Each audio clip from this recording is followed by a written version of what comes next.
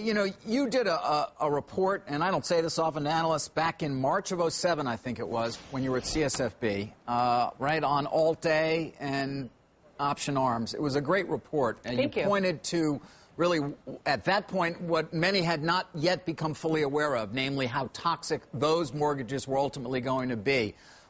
Given your knowledge of the market on that front, I'm curious as to what your thoughts are about the overall mortgage market at this point in terms of how those mortgages are performing and how that ultimately is still impacting many of the builders out there.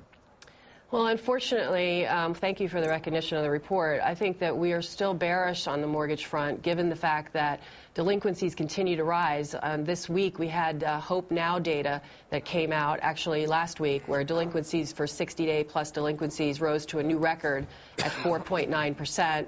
And we are expecting a tsunami of foreclosures and short sales still to come over the next several years, despite the efforts by servicers and institutions to modify loans. We think those modifications are going to fall short unless there's something more dramatic done, like nationalizing the mortgage industry and basically buying all the non-agency mortgages by the government to give people significant principal reductions, because too many people bought homes that are upside down now in those homes and have negative equity. So it's very disconcerting and a big part of where our bearishness is based on.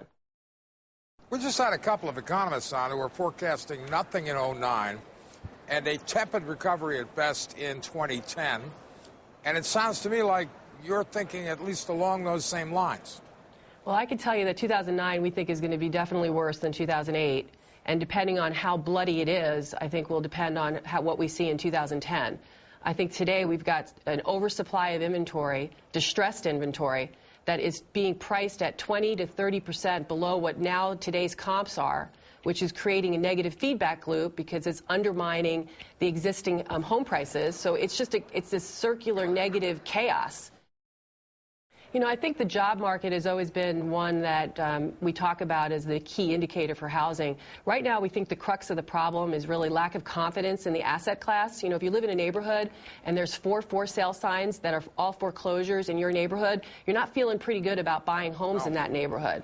So I think that it's the crux of the problem is confidence, but it's this distressed inventory. It's all these foreclosures.